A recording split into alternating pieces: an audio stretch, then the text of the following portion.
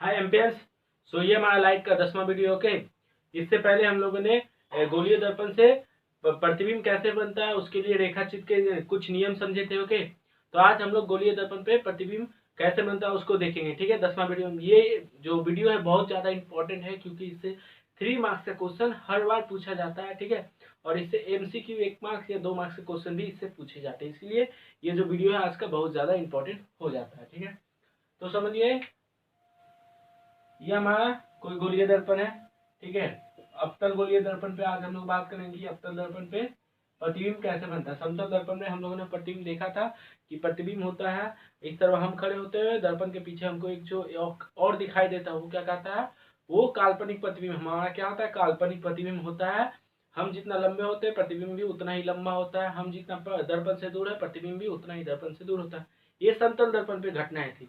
अब गोलीय दर्पण में अवतल दर्पण, आज हमका जो मुख्य दर्पण है, आज जिस दर्पण पे हम लोग बात करेंगे अवतल दर्पण में प्रतिबिंब कैसे बनता है, प्रतिबिंब की क्या प्रकृति होती है। ठीक है, कॉनकेव मिरर,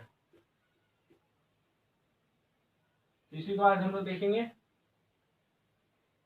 ये पोल है, ये वक्रता केंद्र होगा। ठीक है, हमको पता है कि C और P वक्रता केंद्र पोल का जो मध्य बिंदु होता है वो क्या कहलाता है, फोकस।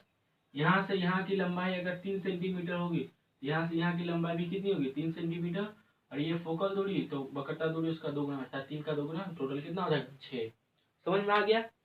तो आप भी जब स्केल की चंदे की सहायता से ये सब बनाइएगा, तो ये चंदा की सहायता से बनाइएगा, लाइन पार दीजिए स्केल की सहायता से, सब कुछ पेंसिल की सहायता से कीजिएगा। और ये लंबाई अगर 3 सेंटीमीटर लीजिएगा तो ये लंबाई भी 3 सेंटीमीटर लीजिएगा। ठीक है, और यहाँ ये पोल P पोल है, ध्रुव है, ये गोलीय दर्पण का फोकस है और ये वक्रता केंद्र है। ठीक है, सबको समझ में आ गया। ये प्रधान अक्ष जो ब्लैक लाइन है वो क्या है, प्रधान अक्ष जो वक्रता केंद्र पोल को मिलाते हुए आगे बढ़ती है। बीच में इन दोनों के बीच में मध्य बिंदु, वक्रता केंद्र पोल का मध्य बिंदु जो रहता है वो क्या कहलाता है, फोकस कहलाता है। ठीक है, अब समझिए। समझिए दर्पण है, दर्पण से बहुत ज्यादा दूर कोई एक वस्तु है। वस्तु क्या होता है, वस्तु को इंग्लिश में ऑब्जेक्ट बोलते हैं। ऑब्जेक्ट मीन्स कुछ भी जिससे अपना प्रकाश निकले, कुछ भी जिससे अपना प्रकाश निकले, चाहे वो अपना प्रकाश हो, स्वयं का प्रकाश हो, या परावर्तन के बाद उससे प्रकाश निकले। कुछ भी ऐसा जो दर्पण के सामने खड़ा हो जिससे अपना प्रकाश निकले, चाहे खुद का प्रकाश हो जैसे मोमबत्ती, या फिर परावर्तन के बाद उससे प्रकाश निकले, परावर्तन के बाद उससे परावर्तित होकर प्रकाश दर्पण पे पड़े, तो वो कुछ भी क्या कहलाएगा, यहाँ वस्तु कहलाएगा, इंग्लिश में ऑब्जेक्ट कहलाएगा। ठीक है, समझ लीजिए दर्पण है, मेरा अवतल दर्पण है, आज इसी पे बात होगा। ये अवतल दर्पण है, एक्चुअली में इतना बड़ा होता नहीं, होता है इतना बड़ा, होता है इतना बड़ा। ठीक है, छोटा सा होता है। जो एक्सपेरिमेंट हम लोग करते हैं लैब में, वो छोटा सा दर्पण होता है, इतना छोटा दर्पण होता है। ठीक है, अब समझिए इतना छोटा दर्पण है। ठीक है, इस दर्पण से कुछ बहुत ज्यादा दूर कोई एक वस्तु है, तो हम बोलेंगे वो वस्तु है अनंत पे। कहाँ पे है, अनंत पे। इसी को एक और नाम से जाना जाता है अज्ञात, और इंग्लिश में इन्फिनिटी। इन्फिनिटी क्या, दर्पण समझ लीजिए। यहाँ मैं यहाँ पे हम अपना दर्पण रखें, इससे बहुत ज्यादा दूर, समझ लीजिए इधर, इधर पे अगर कोई वस्तु रख दे, यहाँ पे अपना पेन रख दिए, यहाँ पे अपना मार्कर रख दिए, तो ये जो दर्पण है इसके लिए ये जो मार्कर है कहाँ स्थित है, अनंत पे। अनंत पे कहाँ स्थित है, अनंत पे। मीन्स अगर दर्पण से कोई चीज बहुत ज्यादा दूर हो तो उसको बोलेंगे हम दर्पण के लिए क्या बोलेंगे, वो वस्तु दर्पण के लिए कहाँ स्थित है, अनंत पे। अनंत मीन्स बहुत ज्यादा दूर। तो अनंत समझ में आया, अनंत को ही अज्ञात बोलते हैं। ठीक है, ये दोनों नामों को ध्यान से रख लीजिए, याद कर लीजिए, जो करना कर लीजिए। इसी को इंग्लिश में इन्फिनिटी बोलते हैं। तो अज्ञात में क्या होता है, दर्पण से बहुत ज्यादा दूर कोई चीज स्थित हो तो उसको क्या बोलेंगे, वो कहाँ स्थित है, अनंत या अज्ञात पे स्थित है। बस क्लियर, अज्ञात समझ में आया। ये इन्फिनिटी मैथ में आप लोग ट्रिगोनोमेट्री पढ़े होंगे, तो ये अज्ञात मीन्स हमको पता नहीं, बहुत ज्यादा दूर कोई चीज स्थित है, अज्ञात। ठीक है, इस पता नहीं, अनंत अज्ञात अनंत एक ही चीज है। ठीक है, बहुत ज्यादा दर्पण से बहुत ज्यादा दूर अगर कोई चीज स्थित है तो उसको क्या बोलेंगे, अनंत, उसको ऐसे दिखाते हैं।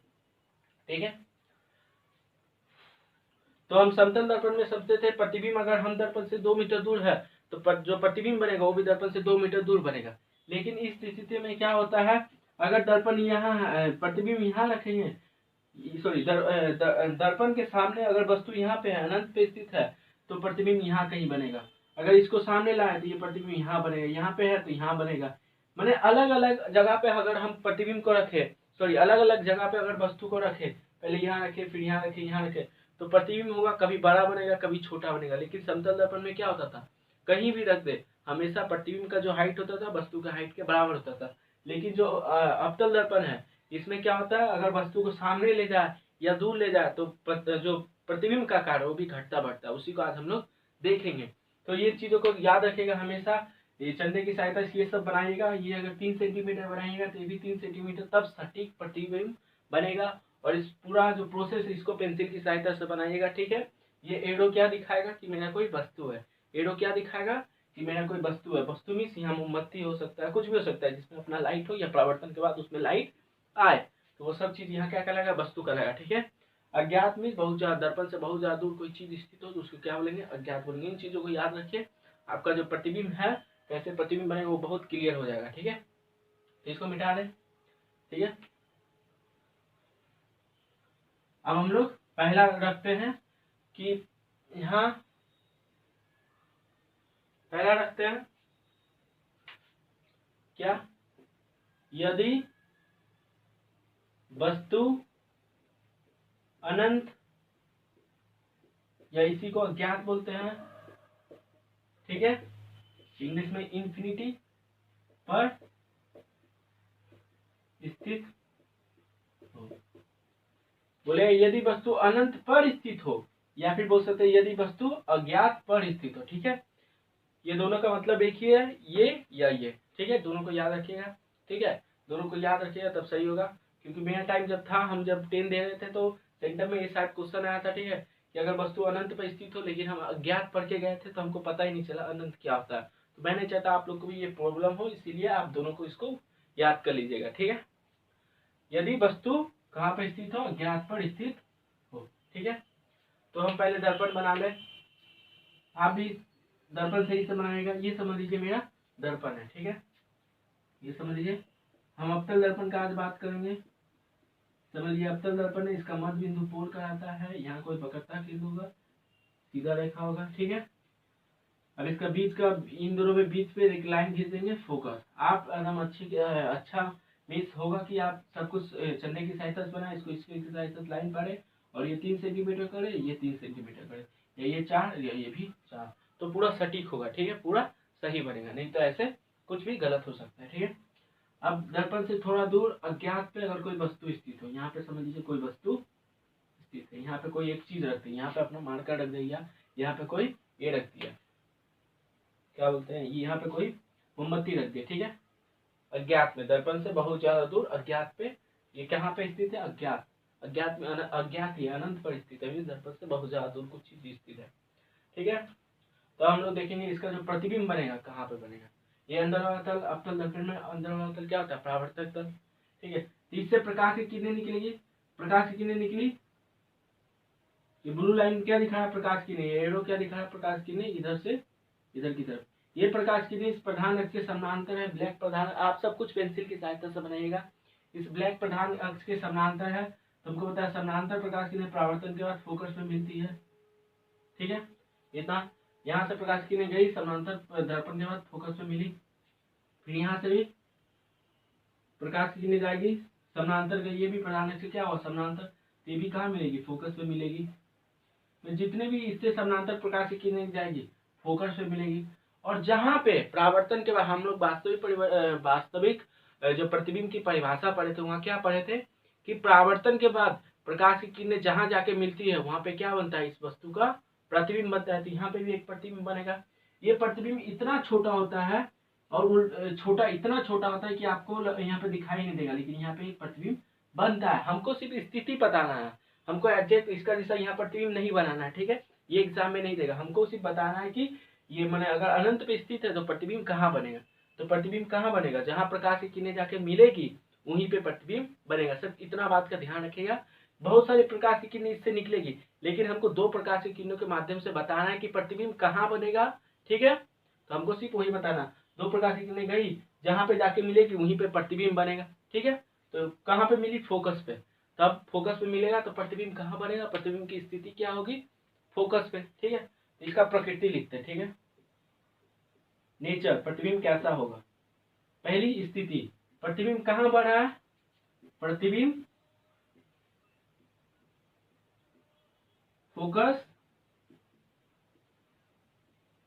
पर बनेगा। प्रतिबिंब कहाँ बनेगा, गोलीय दर्पण का जो अवतल दर्पण है उसके फोकस पे यहाँ पे बनेगा। दूसरा देखिए, यहाँ प्रतिबिंब ऐसे था, उसका मुंडी ऊपर था, यहाँ जो प्रतिबिंब बनेगा बहुत छोटा बनेगा और उसका मुंडी ऐसे नीचे होगा, तो प्रतिबिंब कैसा बनेगा, उल्टा। प्रतिबिंब इसमें नहीं समझ में आएगा, इसका बाद में हम पूरा समझ में आया, प्रतिबिंब उल्टा बनेगा। ठीक है, यहाँ जो प्रतिबिंब बन रहा होगा इतना पॉइंट का जैसा आपको दिखाई दे, लेकिन प्रतिबिंब बनेगा बहुत छोटा बनेगा और ये उल्टा बनेगा। इतना छोटा दिखाई दे रहा है, इतना छोटा प्रतिबिंब बनता है कि वो हमको दिखाई नहीं देता, वो पॉइंट का जैसा लग रहा है, ठीक है, लेकिन वहां पे सच में प्रतिबिंब बनता है और वो उल्टा बनता है। मुंडी ऐसे सीधा है तो इसका जो ये प्रतिबिंब होगा ये क्या होगा, उल्टा होगा। ठीक है, तीसरा, यहाँ बहुत बड़ा है लेकिन यहाँ पॉइंट का जैसा है, पॉइंट का जैसा मीन्स प्रतिबिंब जो बना बहुत छोटा है, तो प्रतिबिंब का आकार बहुत क्या है, छोटा है, इतना छोटा है कि हमको पॉइंट का जैसा है, छोटा है, हमको पॉइंट लग रहा है। समझ लीजिए ये वस्तु है, इसका जो प्रतिबिंब होगा, जो इमेज होगा बहुत छोटा होगा, इतना छोटा होगा, यहाँ पे बन रहा होगा इतना छोटा होगा, ये यहाँ पे बन ऐसे ही बन रहा होगा, लेकिन इतना छोटा होगा कि वो बिंदु का जैसा लगेगा, बहुत छोटा होता है। तो जो प्रतिबिंब का आकार होता है, साइज होता है, वो क्या होता है, बहुत छोटा होता है। तीसरा, प्रकाश की किरणें वास्तविक प्रतिबिंब, ये क्या कैसा प्रतिबिंब, यहाँ पे जो बना होगा छोटा सा प्रतिबिंब कैसा प्रतिबिंब होगा, वास्तविक प्रतिबिंब, क्योंकि इसमें सच में प्रकाश की किरणें परावर्तन के बाद एक जगह मिल रही है, यह प्रतिबिंब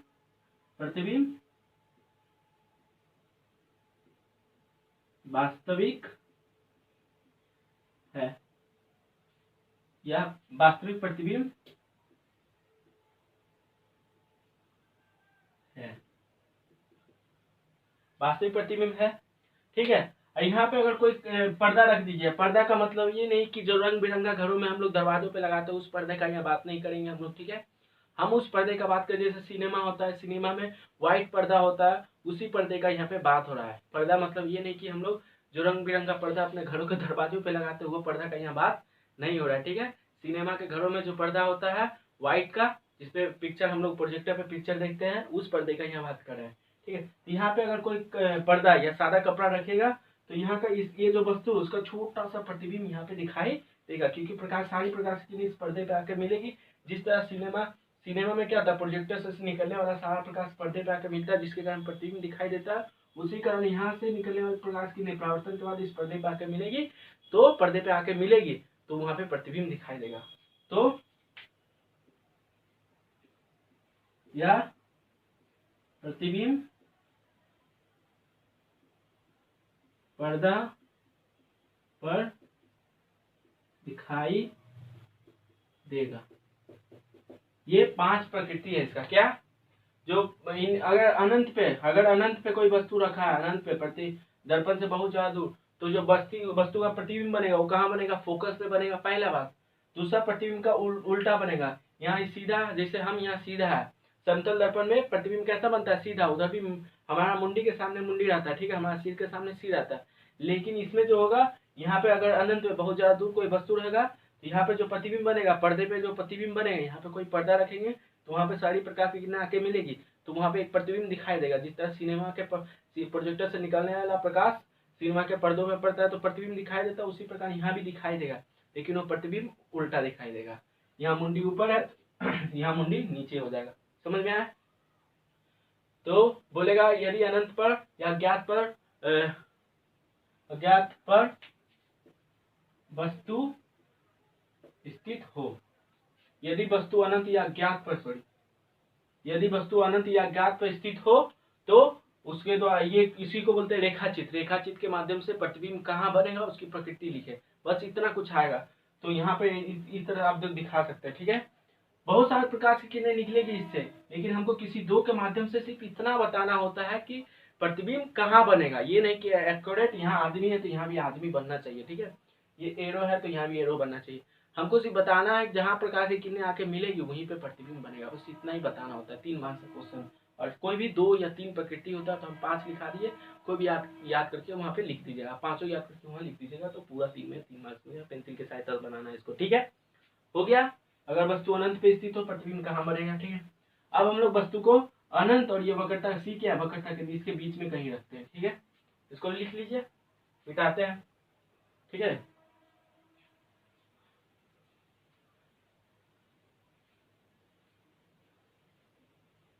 दूसरा पॉइंट क्या, यदि वस्तु अनंत या ज्ञात अनंत और वक्रता केंद्र के मध्य स्थित हो, यदि वस्तु अनंत और वक्रता केंद्र के मध्य स्थित हो, ठीक है। तो आप लोग पूरा एक्यूरेट बनाइएगा, ठीक है, कंपास चंदे की सहायता से इसको बनाइएगा, ऐसे ऐसे कर दीजिएगा,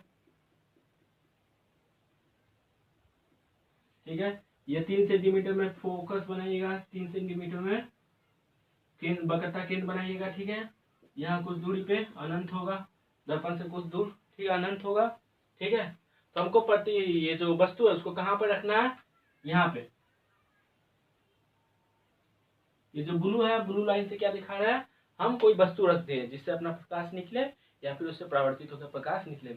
आप सब पेंसिल की सहायता से कीजिएगा, ठीक है, और सब कुछ सीधा मैंने ये सब सही सही होना चाहिए, नहीं कि टेढ़ा मेरा तो मार्कर है, हाथ की सहायता से बना, थोड़ा मेरा टेढ़ा हो रहा है, ठीक है, लेकिन आप पूरा एक्यूरेट बनाइएगा, ठीक है। 2-3 बार प्रैक्टिस करने से ये पूरा आएगा, 3 मार्क्स आपको दे के ही जाएगा, ठीक है। अगर वस्तु अनंत और वक्रता केंद्र के मध्य स्थित हो तो हम क्या करेंगे, देखिए, यहाँ से एक प्रकाश की किरणें भेजिए, ठीक है, और ये याद आया कुछ, यहाँ से प्रकाश की किरणें निकलेगी, प्रधान अक्ष से समानांतर जाएगी, तो प्रधान अक्ष से समानांतर जाने वाली किरणें परावर्तन के बाद फोकस होकर गुजरती, यहाँ से होकर गुजरेगी, ठीक है। हमको सिर्फ 2 प्रकाश की किरणों के माध्यम से सिर्फ ये बताना है कि प्रतिबिंब कहाँ बनेगा, ठीक है। तो दूसरा प्रकाश की किरणें हम इधर भेज देते हैं। अब वक्रता केंद्र से जाने वाली प्रकाश की किरणें वक्रता केंद्र से ही वापस आ जाती है, ठीक है। तो ये दोनों प्रकाश की किरणें कहाँ मिल रही है, यहाँ पे कहीं मिल रही है, यहाँ पे कहीं मिल रही है। तो हमको जो प्रतिबिंब बनेगा कहाँ बनेगा, यहाँ पे बनेगा। देखिए ये जो सिर वाला पोर्शन है उससे प्रकाश की किरणें निकली तो यहाँ सिर बनेगा, सिर यहाँ बनेगा तो इसका पैर ऊपर बनेगा, तो इस प्रतिबिंब अपने आप उल्टा हो गया, ठीक है। ध्यान से समझिए, यहाँ से आप सीधा लाइन पाड़िएगा, यहाँ से प्रकाश निकलेगा, ये ब्लू लाइन क्या दिखा है कि यहाँ से प्रकाश निकल रहा है, तो परावर्तन के बाद ये फोकस से होते हुए इधर आएगी, और ये वाला दूसरा से यहाँ से एक और प्रकाश निकालिएगा जो वक्रता केंद्र से होते हुए जाएगा। तुमको पता है वक्रता केंद्र से जाने वाली प्रकाश की परावर्तन में वक्रता केंद्र से वापस आ जाती है, तो दोनों प्रकाश की एक दूसरे को कहाँ काट रही है, इस वक्रता केंद्र और ये फोकस के मध्य कहीं काट रहा है, बीच में कहीं काट रहा है, तो प्रतिबिंब यहीं पे कहीं बनेगा। तो प्रतिबिंब की प्रकृति फिर लिखते हैं यहाँ पे, प्रकृति क्या लिखेंगे, ओके। प्रकृति पहला क्या होगा, तो पहला तो प्रकृति क्या होगा कि ये जो प्रतिबिंब बन रहा है ये ओरिजिनल है, ये यहाँ कोई वस्तु, यहाँ पे समझ लीजिए मोमबत्ती है, तो यहाँ पे एक मोमबत्ती बनेगा जिसका जो ये मोमबत्ती का आग है, तो जो आग वाला पोर्शन होगा ये नीचे यहाँ पे दिखाई देगा, ठीक है। अगर आप यहाँ खड़े होंगे तो आप पे सूर्य का प्रकाश पड़ेगा, परावर्तन के बाद यहाँ पे दर्पण पे पड़ेगा, तो यहाँ से परावर्तित होकर यहाँ पे अगर कोई पर्दा रखिएगा तो वहां पे सारी प्रकाश की किरणें मिलेगी, तो आपका मुंडी इधर है तो आपका मुंडी यहाँ और पैर ऊपर दिखाई देगा, इसी का मतलब होता है उल्टा। तो पहली तो प्रतिबिंब हमको कहाँ दिख रहा है, प्रतिबिंब वक्रता केंद्र और फोकस के मध्य बनेगा, प्रतिबिंब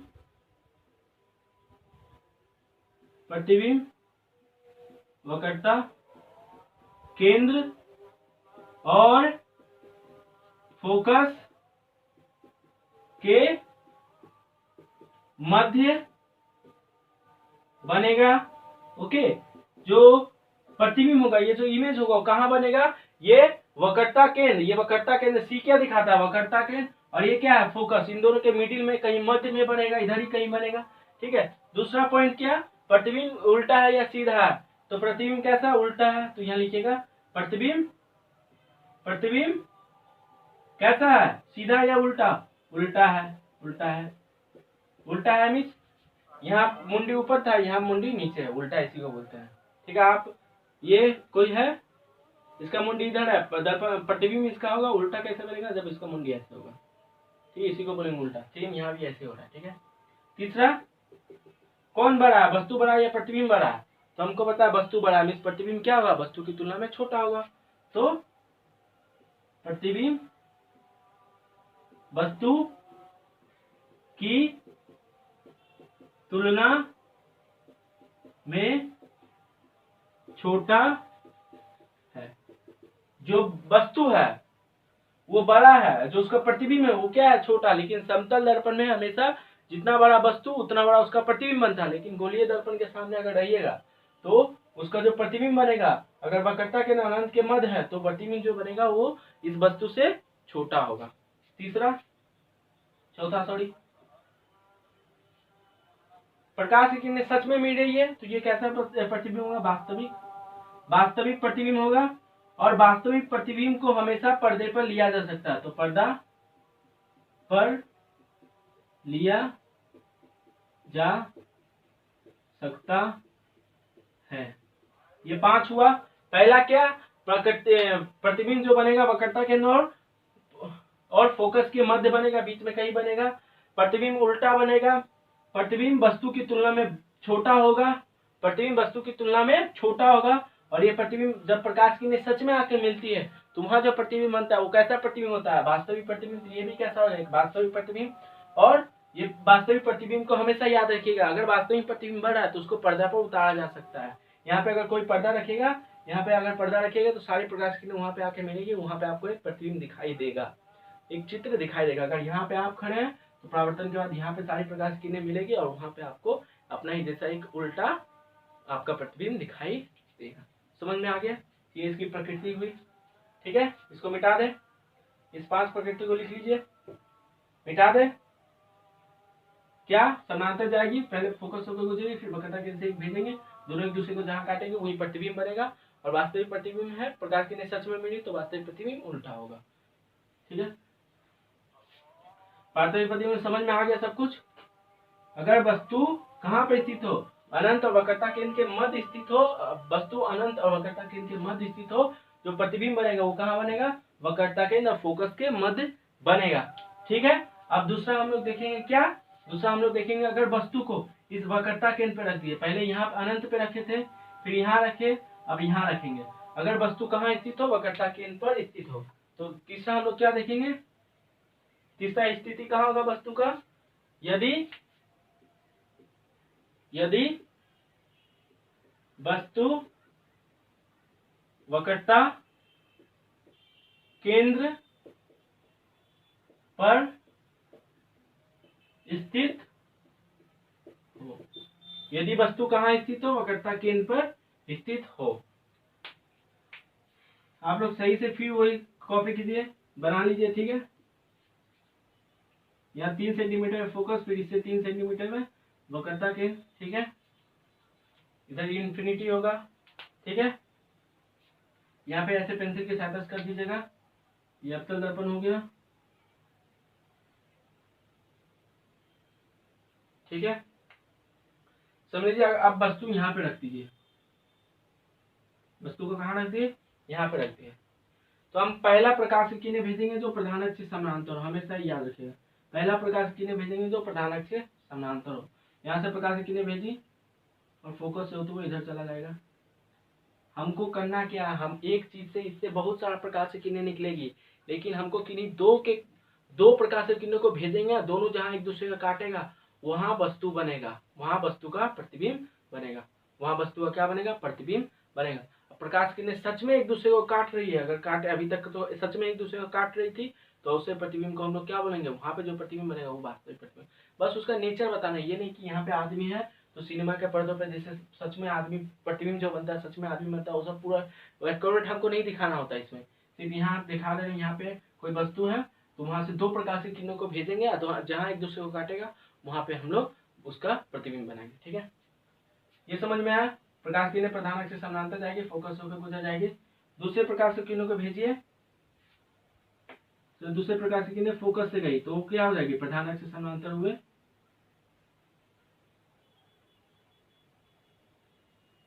टेढ़ा हो गया थोड़ा, फोकस से जाएगी। ओके, चलिए स्केल आप लोग स्केल के साथ पेंसिल की सहायता से सही से बनाइएगा, मेरा थोड़ा टेढ़ा हो गया।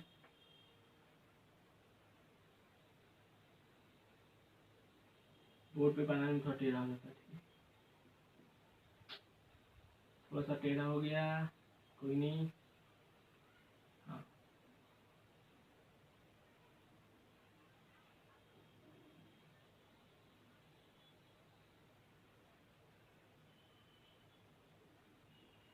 देखिए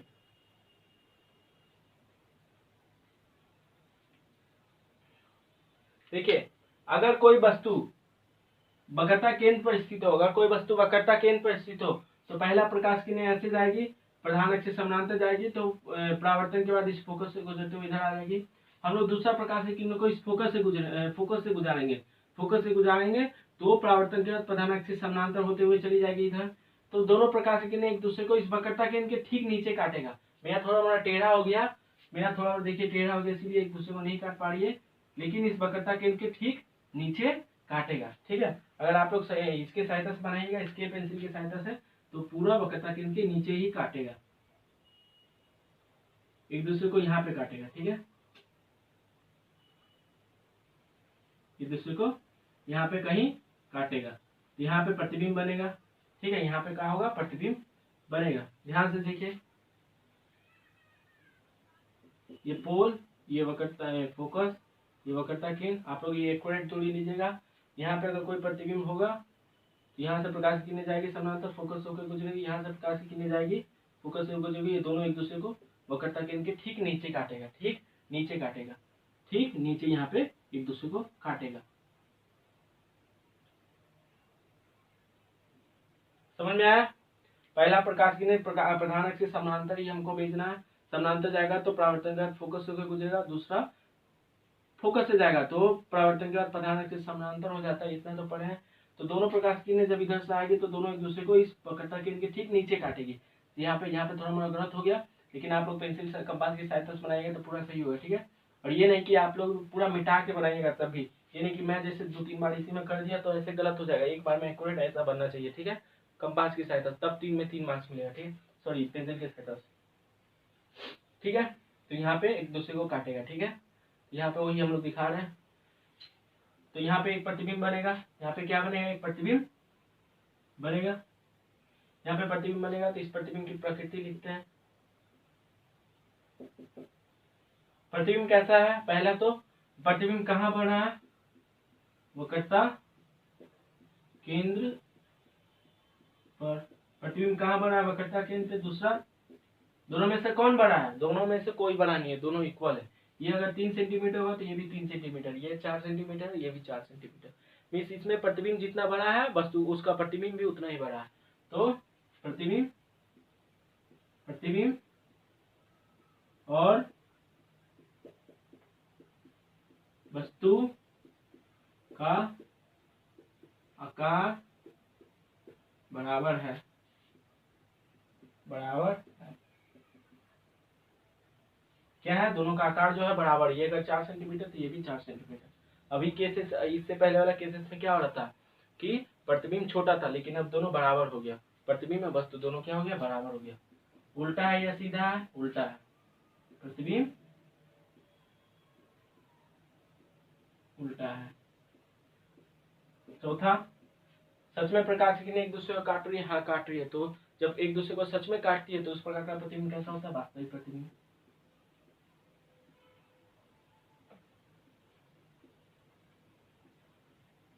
जब एक देखिएगा, यह एक वास्तविक प्रतिबिंब है। ठीक है, पांचवा, वास्तविक प्रतिबिंब को पर्दे पर लिया जा सकता है, हाँ लिया जा सकता है। यहाँ पे अगर कोई पर्दा रखेगा, सफेद कागज, सफेद कपड़ा या कागज कुछ भी रखेगा, तो ये यहाँ पे जो प्रतिबिंब, यहाँ सारी प्रकाश किरणें एक दूसरे से आके मिलेगी, वो आपको जो प्रतिबिंब होगा वो आपको पर्दे पर दिखाई देगा।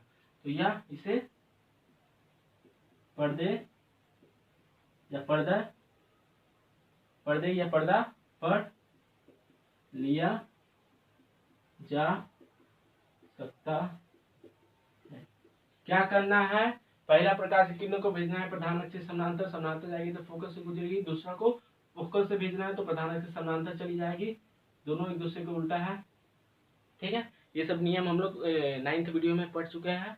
दोनों एक दूसरे को कहाँ काटेगी, इस वक्रता केंद्र के ठीक नीचे, सी के ठीक नीचे काटेगी, तो यहाँ पे प्रतिबिंब हमको दिखाई देगा, प्रतिबिंब उल्टा बनेगा। ठीक है, प्रतिबिंब उल्टा बनेगा और ये उसकी प्रकृति होगी। तो समझ में आया कि वक्रता केंद्र पे रखेंगे वस्तु को तो जो प्रतिबिंब होगा वो वक्रता केंद्र पे ही बनेगा, और दोनों का जो हाइट होगा, दोनों का हाइट आकार दोनों क्या होगा, सेम होगा। ये अगर 4 सेंटीमीटर तो ये अगर 4 सेंटीमीटर। एमसीक्यू में पूछ सकता है कि गोलीय दर्पण अवतल दर्पण पे किस किस बिंदु पर प्रतिबिंब को रखने पे प्रतिबिंब के समान आकार का हमको वस्तु को रखने पे वस्तु के समान आकार का एक प्रतिबिंब हमको दिखाई देंगे। कहाँ रखेंगे, वक्रता केंद्र पे रखेंगे। तब समझ में क्या क्वेश्चन पूछेगा कि गोलीय दर्पण के किस बिंदु पर, गोलीय माने अवतल दर्पण के किस बिंदु पर किसी वस्तु को रखें, किसी सेम उसके आकार का हमको एक प्रतिबिंब दिखाई दे, तो वक्रता केंद्र पे रखेंगे। समझ में आया, ये उसकी प्रकृति समझ में। अब हम लोग रखेंगे ये वक्रता केंद्र, ये फोकस के मध्य। ठीक है, मिटा दे। अगर वस्तु को वक्रता केंद्र फोकस के मध्य रखा जाए तो क्या, चौथा क्या होगा, यदि वस्तु को वक्रता केंद्र यानी सी, वक्रता केंद्र और फोकस के मध्य रखा, यदि वस्तु वक्रता केंद्र और फोकस के मध्य रखा हो, फोकस के मध्य रखा हो, तो फिर से आप लोग बनाइएगा, एक दर्पण बना लीजिए।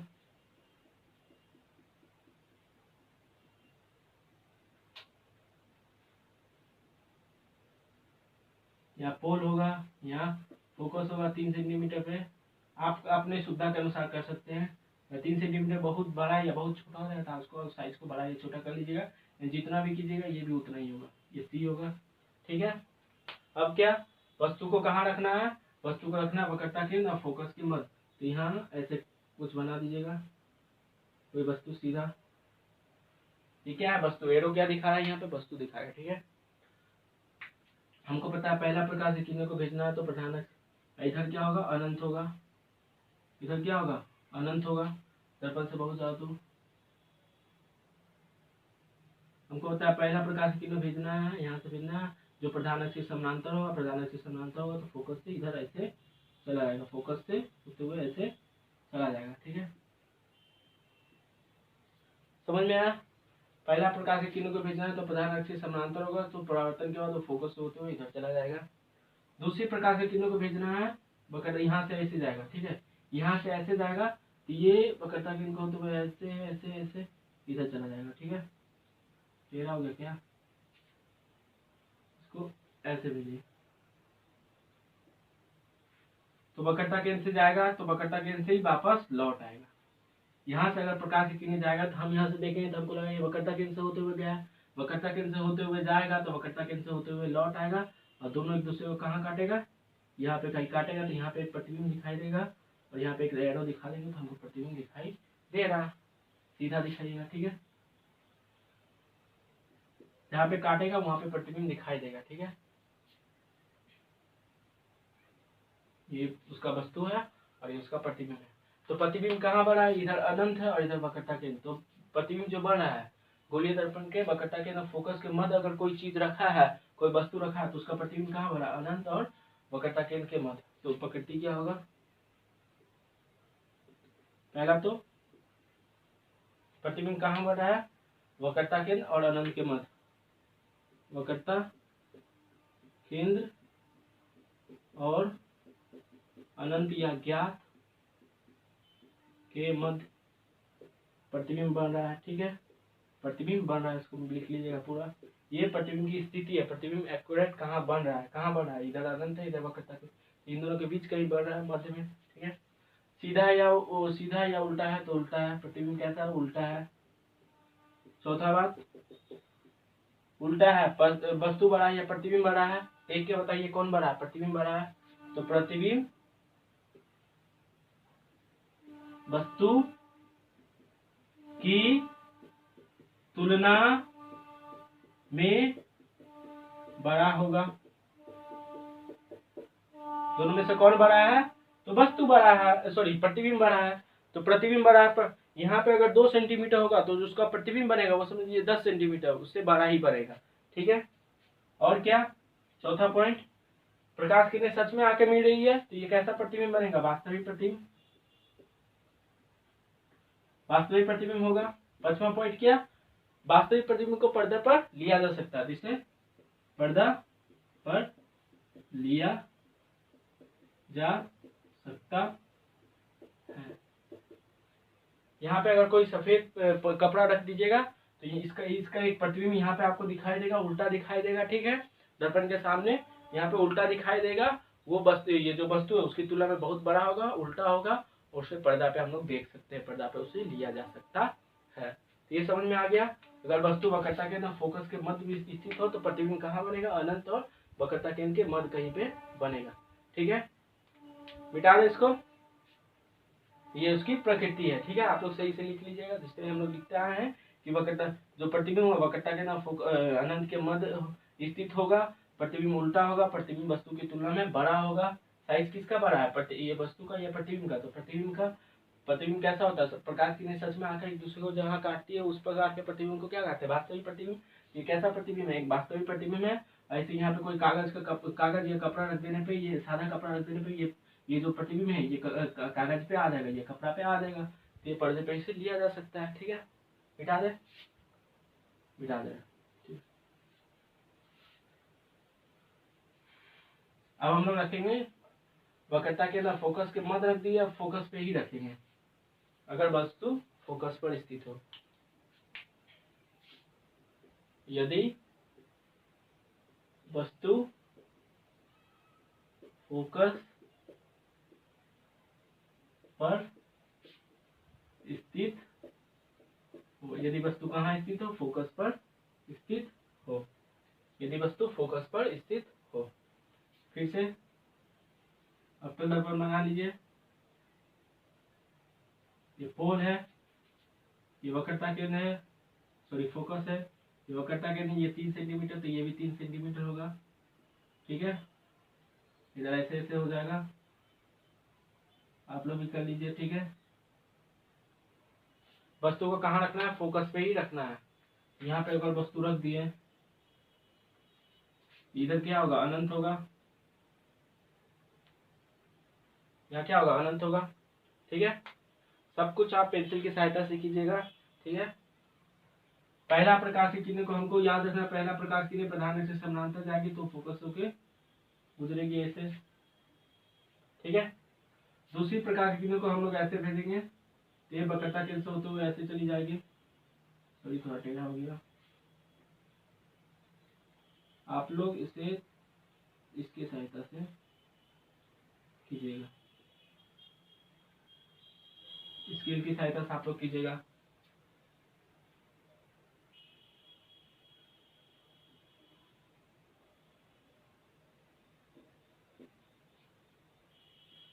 समझ में आया? इस वस्तु से प्रकाश निकलेगा, पहला प्रकाश की किरण प्रधान अक्ष से समानांतर भेजेंगे तो फोकस होकर इधर चली जाएगा। दूसरा प्रकाश की किरण यहाँ भेजेंगे तो ये लंबवत पड़ेगा, लंबवत पड़ेगा तो ये वक्रता केंद्र से हमको लगेगा ये वक्रता केंद्र से गया है तो वक्रता केंद्र से ही वापस लौट आएगा। ठीक है, तो ये दोनों एक दूसरे को कहीं नहीं मिल रहा है, ये दोनों एक दूसरे के समानांतर है। आप जब स्केल की सहायता से बनाइएगा तो ये दोनों एक दूसरे क्या हो जाएगा? समानांतर हो जाएगी। आज समानांतर प्रकाश की किरणें एक दूसरे को अनंत पे, बहुत दर्पण से बहुत ज्यादा दूर एक दूसरे को मिलाती, एक दूसरे में मिलती है। तो ये दोनों समानांतर प्रकाश की किरणें अनंत पे बहुत ज्यादा दूर कहीं पे एक दूसरे से मिलेगी, अनंत पे बहुत दर्पण से बहुत ज्यादा दूर। ऐसा माना गया है कि जो समानांतर प्रकाश की किरणें हैं वो एक दूसरे से अनंत पे जाके, दर्पण से बहुत ज्यादा दूर जाके मिलती है। तो जो मिलेगा तो कुछ यहाँ पे ऐसे कुछ मिलेगा और मिलके ऐसा प्रतिबिंब बनाएगा। ठीक है, यहाँ पे एक प्रतिबिंब बनेगा, जब ये दोनों आपस में अनंत में दर्पण से बहुत ज्यादा दूर जाके मिलेगा तो ऐसा कुछ प्रतिबिंब बनेगा। तो उसकी प्रकृति लिख लेते हैं। प्रकृति, पहला प्रकृति क्या? अगर वस्तु फोकस पे रखा है तो उसका जो प्रतिबिंब बनेगा वो कहाँ बनेगा, अनंत पर। तो प्रतिबिंब कहाँ बनेगा, प्रतिबिंब अनंत पर बनेगा। प्रतिबिंब कहाँ बनेगा, अनंत पर बनेगा। दूसरा, प्रतिबिंब बड़ा होगा या ये बड़ा होगा। आप लोग यहाँ तक छोड़ दीजिएगा, हो जाएगा, ठीक है। ये सिर्फ समझाने के लिए बता रहा है कि अनंत पे बहुत, दर्पण से बहुत ज्यादा दूर जाके इधर कहीं मिलेगा तो इतना बड़ा प्रतिबिंब, जहाँ पे मिलेगा वहां पे हमको एक प्रतिबिंब दिखाई देगा और ये प्रतिबिंब भी उल्टा होगा। प्रतिबिंब अनंत पर होगा। कौन दोनों में से कौन बड़ा है, वस्तु, ये वस्तु बड़ा है या उसका प्रतिबिंब बड़ा है। तो प्रतिबिंब बड़ा है, प्रतिबिंब बहुत बड़ा है। तो प्रतिबिंब का आकार वस्तु से बहुत बड़ा होता है।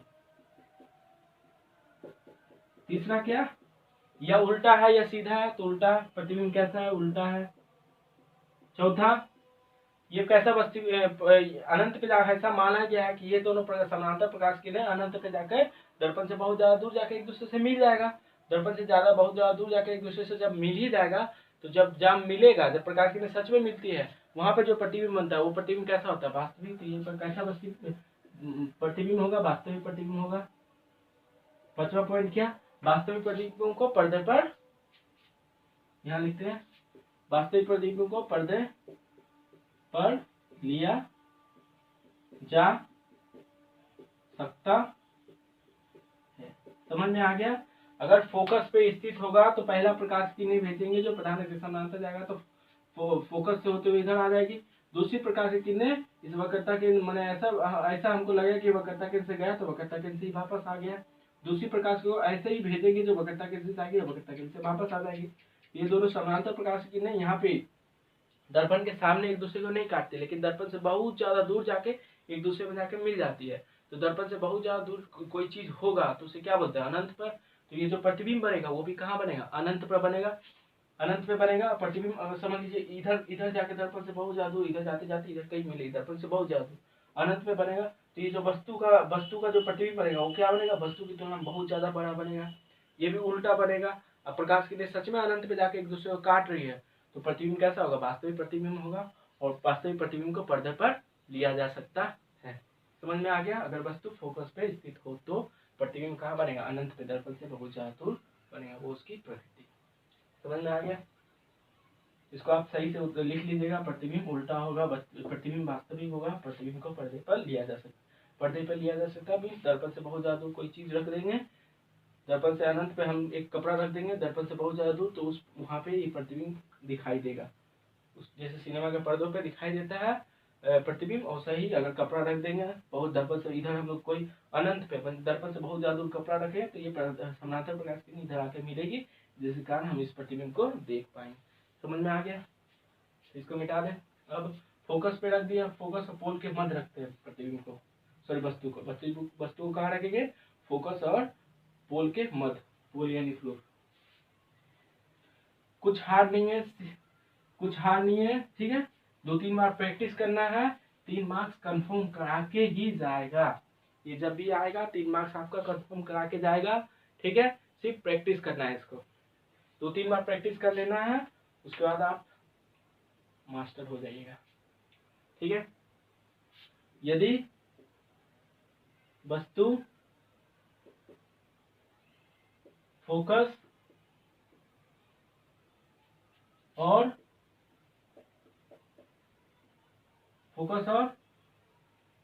ध्रुव या पोल के मध्य स्थित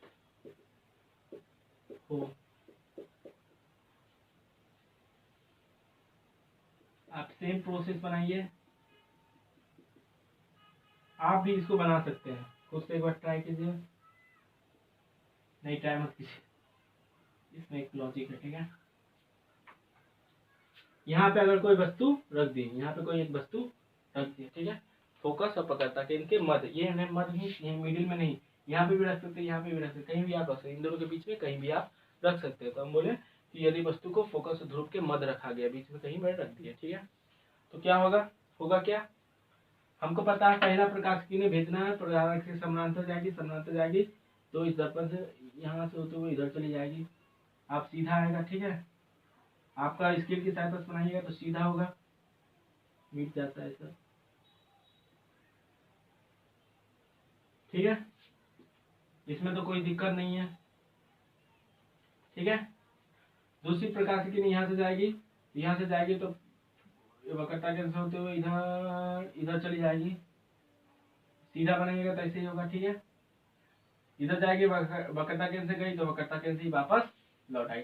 इधर हम यहाँ से भेजेंगे, हमको यहाँ से लगेगा वक्रता केंद्र से ही गई, वक्रता केंद्र से वापस आ गई। ठीक है, ये दोनों प्रकाश की किरणें एक दूसरे के समानांतर नहीं है, दोनों प्रकाश की किरणें एक दूसरे के समानांतर नहीं है, समानांतर नहीं समझ में आया क्या?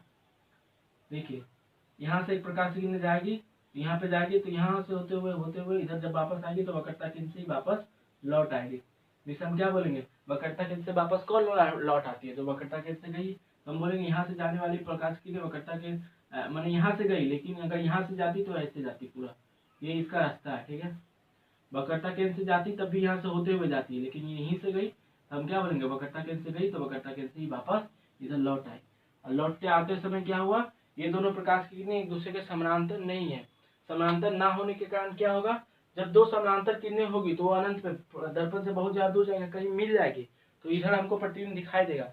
लेकिन अगर दो समानांतर नहीं है तो ये आगे बढ़ते जाएगा, इन दोनों के बीच की दूरी हमेशा बढ़ते जाएगी, ये दोनों अनंत पे भी नहीं मिलेगा, इधर कहीं नहीं मिलेगा। इधर अगर चलते जाए ये इधर चले, इधर टेढ़ा होते हुए इधर चल जाएगा, ये इधर चल जाएगा, ये दोनों एक दूसरे को, ये दोनों प्रकाश की किरणें एक दूसरे से कभी नहीं मिलेगी। लेकिन इधर नहीं मिलेगा तो प्रतिबिंब बनेगा कहाँ, तो प्रतिबिंब इन प्रकाश की किरणों को हम अगर यहाँ से देखेंगे, यहाँ से देखेंगे तो हमको क्या लगेगा, ये प्रकाश की किरणें इधर से कहीं से आ रही है, इधर से कहीं से आ रही है। ठीक है, और हमको पता है जब कोई प्रकाश किरण किसी दूसरे बिंदु से आते हुए प्रतीत हो रही है, इस बिंदु से आ रही है, यहाँ से प्रकाश किरण आ रही है, लेकिन परावर्तन के बाद हमको किसी दूसरे बिंदु से आते हुए प्रतीत हो रहा है, तो इस दूसरा बिंदु को क्या कहते हैं, प्रथम बिंदु का काल्पनिक प्रतिबिंब। तो कैसा प्रतिबिंब बनेगा, काल्पनिक प्रतिबिंब। तो इसकी भी प्रकृति लिख देते हैं,